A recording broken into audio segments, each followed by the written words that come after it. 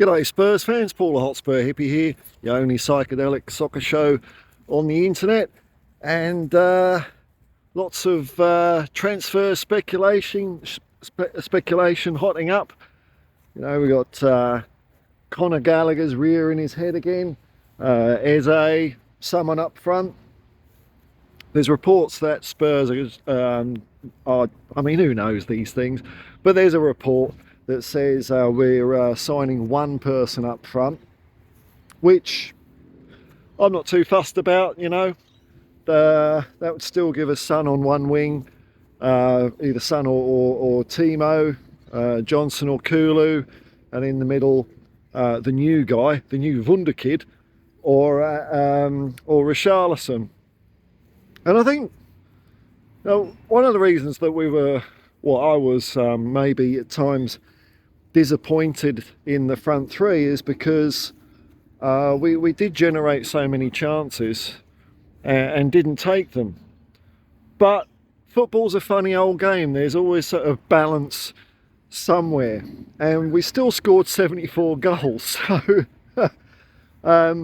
you know, if you're going to up that by 20 to 30, then you're really talking about walking away with the Premier League title almost. You know, 100 goals is a hell of a total. So, you know, it's fine margins up front.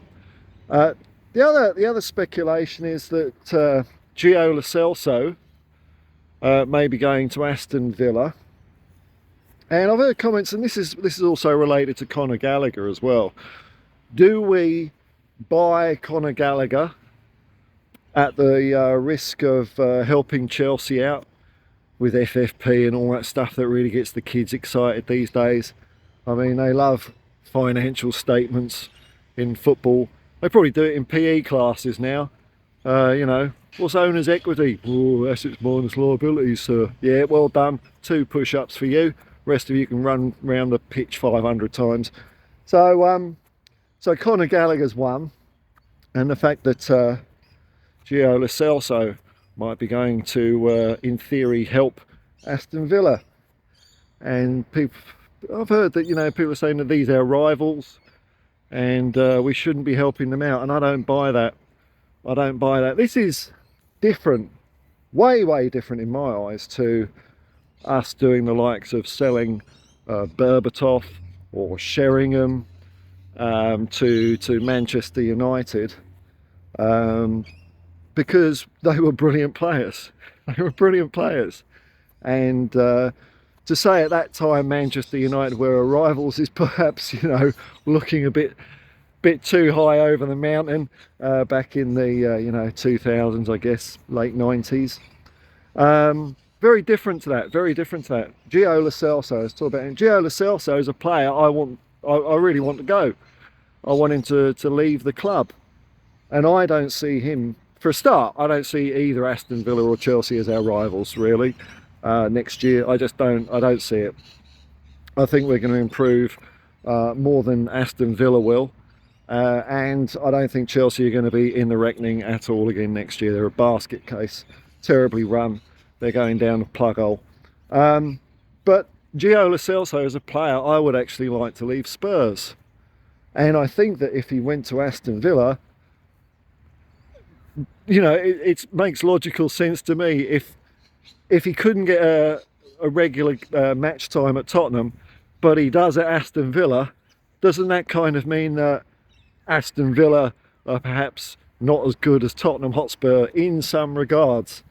So I'd be all for it. I'd be all for it. Now on to, as for Conor Gallagher again, if he's the guy that Ange wants, that is going to be the difference between us having, you know, patchy midfield performances and something a bit more solid, I don't care. I don't care about Chelsea. They've shown already that they can invest, what, a billion pounds in a team that looks like, you know, rejects off Sesame Street. That's how good they are. So another, I don't know, 60 million or 50 million or whatever it is, that's not going to help them. The only thing I guess it might do is prevent a points deduction or something like that. Is that what people are saying? I don't know. I haven't heard that one, but I don't know how hard up against the FFP limit Chelsea are. Are they at risk of points deductions, or have they just got to hold the ship and they'll be fine? Either way, I don't care. We've got to stop looking over our shoulder.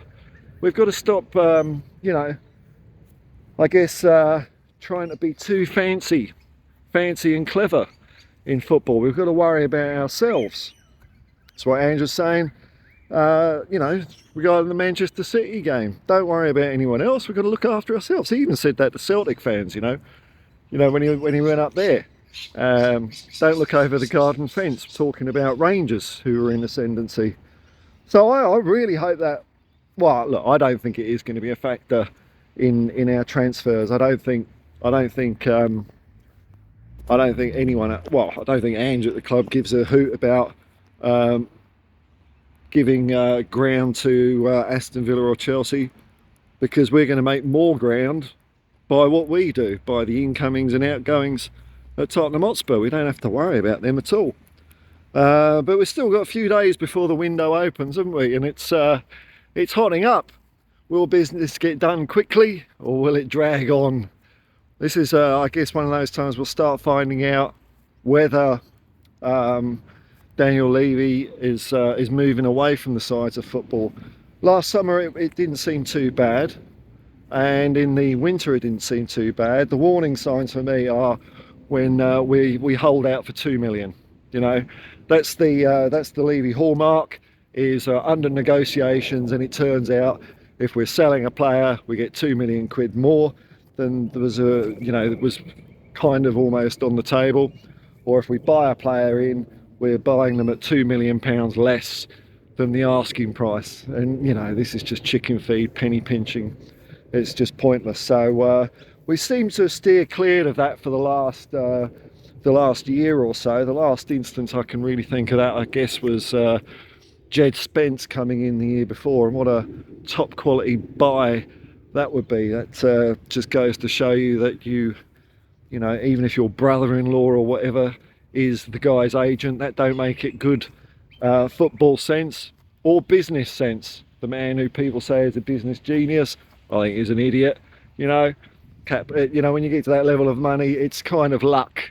I think it's luck. And once you've got a critical amount of money, you just can't help but make more money, you know, unless you're a real, you know, whatever. Now, and the other thing is the other talk is about who we're going to have as a new assistant to Ange. And a few days ago, last week, I was hearing rumours of Robbie Keane, which I think would be fantastic. That's a no-brainer to me. He's just had a successful season coaching Maccabi in Israel. He's left there, he's available.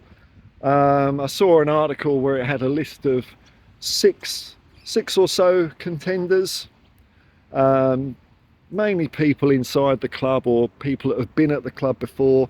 And for me, unfortunately, top of the list was Ryan Mason. And I think, provided we get someone in that isn't Ryan, I think this might be I mean, if you were Ryan Mason, why would you stay? It's clear that you're not going anywhere. Other names I saw raised were the likes of John Kennedy, who helped Ange out at Celtic. That's not a bad go. I think Celtic weren't keen to let him go down with Ange, and I think Kennedy also fancied a season up there with Brendan Rodgers, so that's fair enough. But that could be a good move. So there's shake-ups with the academy as well. So things are happening at Tottenham. You know, I'm pretty. I'm still optimistic. You know, I'll take any chance to look on the bright side, really, because you know, football is fun and a bit of a giggle. Now, last night, I had the pleasure to go on Chris Meta Football TV's channel. He does a little spot where it's a mystery guest, and last night the mystery guest was me, and it was a lot of fun. I like Chris's channel. I like his individual tone and take. It's pretty cool. Does things a little bit differently. For me, that's what makes his channel stand out. I really enjoyed the chat. So if you wanted to know a bit more, I guess, about me, stuff that I don't usually say on my own channel, because, you know, I don't want to go talking about myself all the bloody time. Check it out. I'll put the link, I suppose I could try and put it there, but I'll put it in the description below at the very least anyway.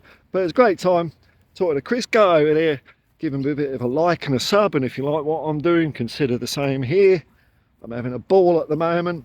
I'm full of beans. I'm looking forward to the Euros, the Copa America, and a successful transfer season, and the march towards the bloody quadruple.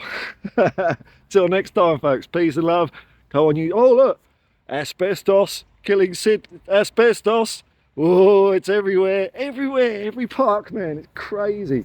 Anyway, peace and love, man, and come on you Spurs.